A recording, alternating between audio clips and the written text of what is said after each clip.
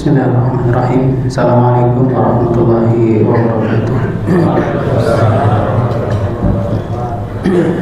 Alhamdulillahirabbil alamin. Wa bihi nasta'inu ala umuri dunya waddin. Wassalatu wassalamu ala asyrafil anbiya'i wal mursalin wa ala alihi wa ashabihi wa man tabi'ahum bi ihsanin ila yaumiddin, amma ba'd. Jemaah sekalian yang dimuliakan Allah Subhanahu wa taala, puji syukur kehadirat Allah yang kembali melimpahkan karunia-Nya kepada kita sehingga di malam ke-27 ini kita masih diberikan kesempatan oleh Allah Subhanahu wa taala untuk semakin menambah pundi-pundi pahala kita dengan mengerjakan amalan-amalan soleh. Dan tentunya dari diri kita sendiri juga dan jemaah sekalian mungkin juga sudah mempunyai trik ataupun strategi-strategi khusus di malam ke-27 ini. Karena tentunya kita tahu bersama bahwa malam ke-27 adalah merupakan malam yang paling diharapkan untuk terjadinya malam Lailatul Qadar. Maka kesempatan kita tinggal sedikit, dan mari kita bisa untuk bersama-sama mengoptimalkan kesempatan yang sedikit ini dengan strategi yang memang mungkin sudah kita persiapkan untuk semakin menambah amalan-amalan soleh kita di sisa-sisa akhir di bulan Ramadan. Jamaah sekalian yang dimuliakan Allah Subhanahu wa taala, meneruskan tentang tema kita yang hanya diminta untuk berdoa meminta kepada Allah Subhanahu wa taala. Lalu kita telah selesai sampai tips ataupun adab yang ke-7 tadi pagi, bahwa agar setiap doa yang kita munajatkan kepada Allah Subhanahu wa taala untuk didahului serta diakhiri dengan memuji Allah serta bersolawat kepada baginda Nabi Muhammad SAW. Tips yang selanjutnya di sini insyaallah masih ada 3 lagi. Yang ke-8 adalah agar kita memperhatikan setiap makanan dan minuman yang kita makan. Kita memperhatikan apa yang kita santap di keseharian kita. Tentu kita yakin bahwa di antara kita pasti tidak ada yang makan makanan haram. Tidak ada yang makan makanan yang haram atau yang diharamkan oleh agama. Tetapi yang kita khawatirkan adalah tentang harta ataupun uang yang kita terima untuk membeli makanan tersebut. Salah satunya adalah dalam sebuah hadis baginda Nabi Muhammad SAW, beliau mengatakan ketika beliau membaca ayat Allah Subhanahu wa taala, pertamanya beliau bersabda, ayyuhan nas innallaha thayyibun la yuqbalu illa thayyiba. Ketahuilah wahai manusia, sesungguhnya Allah Subhanahu wa taala itu maha baik, dan Allah Subhanahu wa taala tidak menerima kecuali hal-hal yang baik. Wa innallaha amara al-mu'minin bima amara bihil mursalin. Dan Allah Subhanahu wa taala juga telah memerintahkan kepada mereka orang-orang yang beriman sebagaimana Allah juga memerintahkan kepada para utusannya, yaitu para rasul-rasul Allah.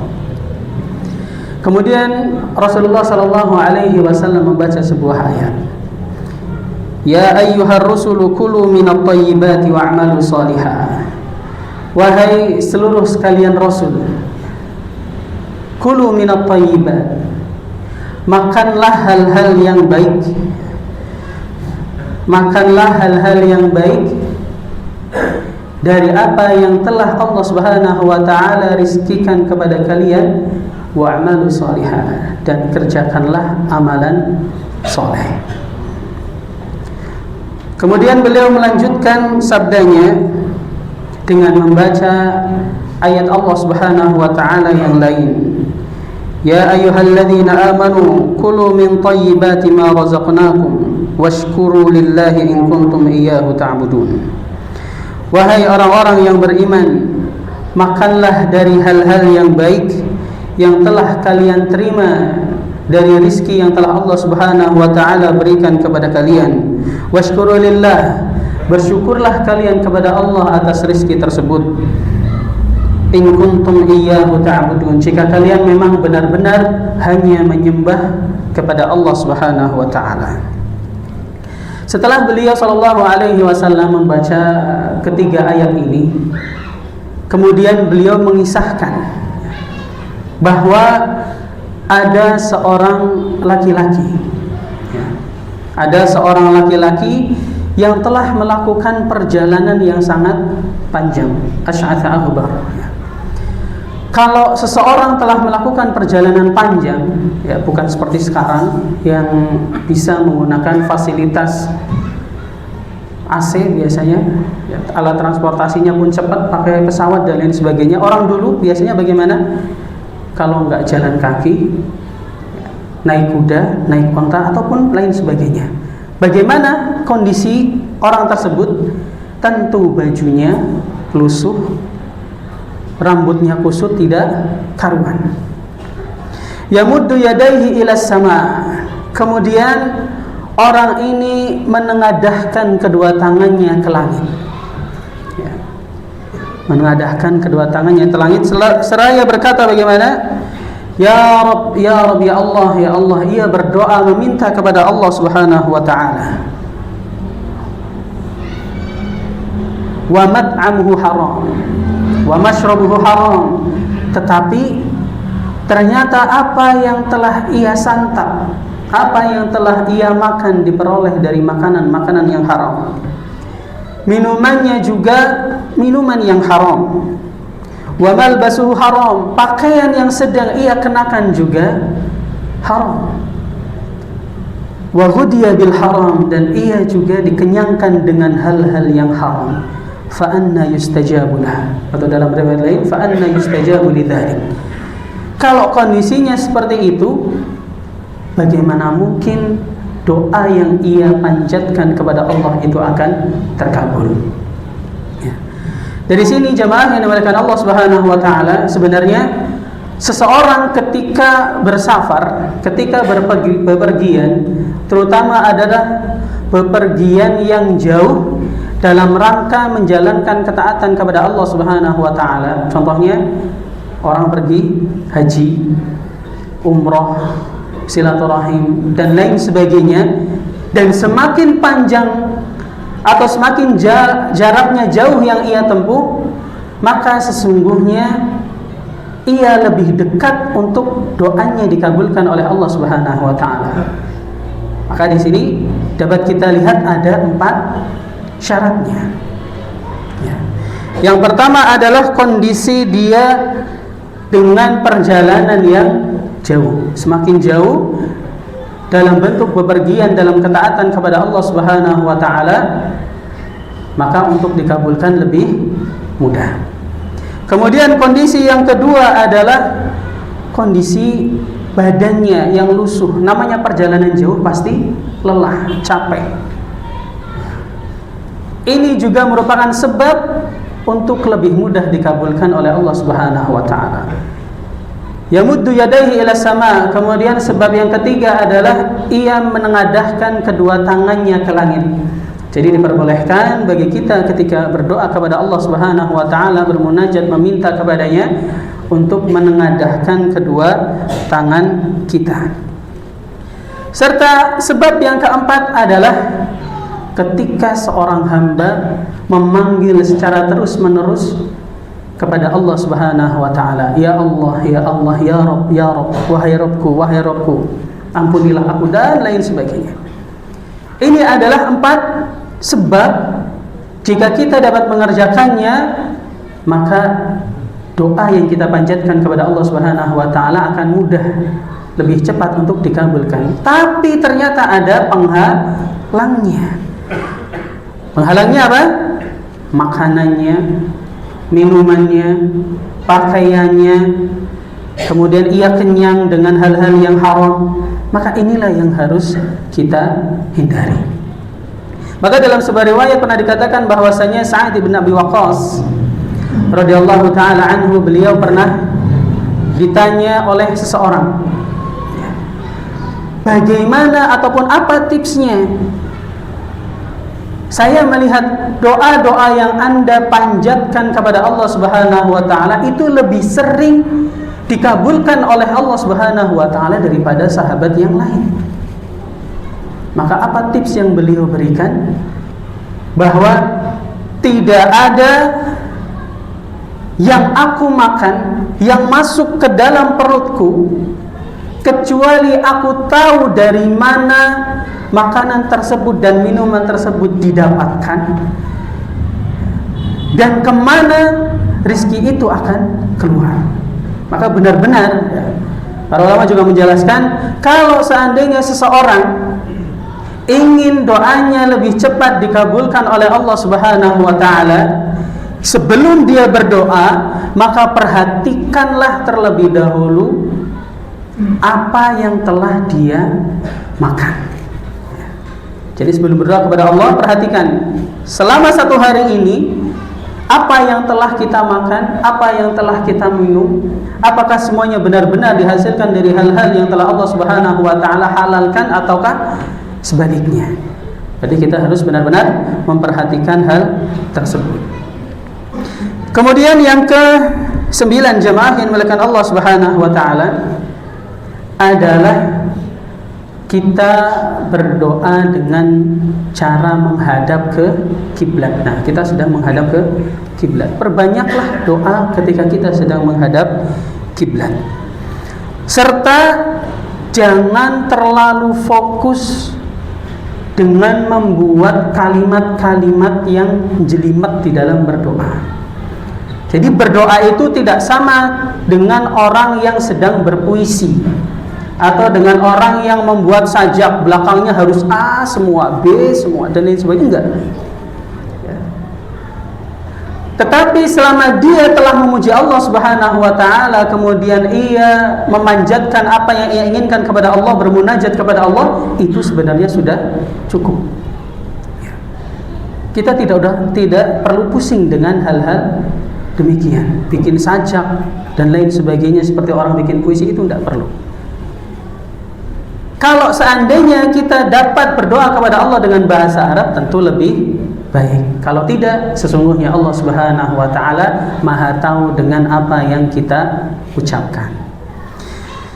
Kemudian yang ke-10 jamaah yang dimuliakan Allah Subhanahu wa ta'ala, ini hampir mirip dengan tips yang pertama. Kalau yang pertama kita diminta untuk yakin 100% kepada Allah Subhanahu wa ta'ala, tips yang ke-10 adalah kita harus memperbesar rasa harap kita kepada Allah Subhanahu wa ta'ala, benar-benar minta bahwa doa yang kita panjatkan itu untuk dikabulkan ya. Jadi tidak boleh setengah-setengah rasa harapnya. Dalilnya juga hampir sama. Rasulullah sallallahu alaihi wasallam beliau mengatakan, "Idza da'a ahadukum fala yaqul Allahumma ighfirli in syi'ta." Ya Allah, jangan sekali-kali di antara kalian ketika berdoa mengucapkan, ya Allah ampunilah aku jika engkau berkehendak. Hampir sama dengan yang nomor 1. Walakin liyazimil mas'alah. Tetapi ia harus sungguh-sungguh di dalam permintaannya kepada Allah Subhanahu wa ta'ala. Waliyu'azzimur rahbah. Dan rasa harapnya benar-benar harus besar kepada Allah Subhanahu wa ta'ala. Tidak boleh kurang dari 100%. Tidak boleh kurang dari 100%. Karena Allah Subhanahu wa taala mengatakan dalam hadis qudsi bagaimana ana 'inda dhanni 'abdi bi. Aku itu tergantung bagaimana prasangka hambaku terhadapku. Jadi kalau kita setengah-setengah, ya mungkin Allah Subhanahu wa taala akan mengabulkannya setengah-setengah. Bahkan pun tidak dikabulkan. Jadi benar-benar harus 100% rasa harapnya kepada Allah Subhanahu wa taala agar doa tersebut dikabulkan. Fa innallaha la yata'azzamuhu syai'. Karena sesungguhnya yang demikian itu tidak akan pernah membuat Allah Subhanahu wa taala repot untuk mengabulkan setiap permintaan hambanya. Yang diminta oleh Allah kepada kita adalah keyakinan 100%, rasa harap yang begitu besar hanya kepada Allah Subhanahu wa taala. Dan tentu kita juga dapat melihat ya bagaimana kisah-kisah orang-orang yang soleh meminta kepada Allah Subhanahu wa taala dan ternyata langsung dibayar cash oleh Allah Subhanahu wa taala. Tips yang terakhir yang nomor 11, dan ini merupakan asal ataupun pondasi awal sebuah doa dikabulkan oleh Allah Subhanahu wa taala, adalah bagaimana kita bertaubat dan kembali kepada Allah Subhanahu wa taala. Ketika kita berbuat zalim juga kita harus meminta kehalalan. Memohon ampun kepada Allah Subhanahu wa taala. Memohon maaf kepada orang yang pernah kita zalimi. Serta apa? Yang terakhir tentunya adalah bagaimana seseorang benar-benar dapat taat, mendengar dan taat kepada Allah Subhanahu wa taala. Sebagaimana Allah Subhanahu wa taala firmankan, "Wa idza sa'alaka 'ibadi 'anni fa inni qarib." Wahai Muhammad, jika di antara hamba-hambaku bertanya tentang aku, katakanlah bahwasanya aku itu dekat. Ujibu da'watad da'i idza da'an. Aku akan mengabulkan doa orang-orang yang mau berdoa kepadaku. Falyastajibuli wal yu'minu bi. Maka hendaklah kalian beristijabah dan beriman kepadaku. Para ulama menjelaskan al-istijabah di sini adalah as-sam'u wa ta'ah, mendengar dan taat. Ketika Allah memerintahkan, ketika Rasulnya memerintahkan, maka jawaban kita sami'na wa ata'na. Kami dengar dan kami patuhi, kami jalankan. Maka inilah jemaah yang dimuliakan Allah Subhanahu wa taala. Ya, selama Ramadan ini berarti kita sudah mendapatkan 11 tips ya, ataupun cara bagaimana agar doa kita semakin besar peluangnya untuk dikabulkan oleh Allah Subhanahu wa taala. Yang bersumber tentu intinya adalah setiap ketaatan kita kepada Allah, maka tentu doa yang kita panjatkan akan lebih cepat untuk dikabulkan. Dan setiap kita bermaksiat kepada Allah Subhanahu wa taala, maka disitulah kemungkinan besar doa kita tidak akan pernah untuk dikabulkan oleh Allah Subhanahu wa taala karena akibat apa yang telah kita perbuat. Wallahu ta'ala a'lamu bis-shawab. Subhanakallahumma wa bihamdik asyhadu an la ilaha illa anta astaghfiruka wa atubu ilaik. Assalamualaikum warahmatullahi wabarakatuh. Waalaikumsalam.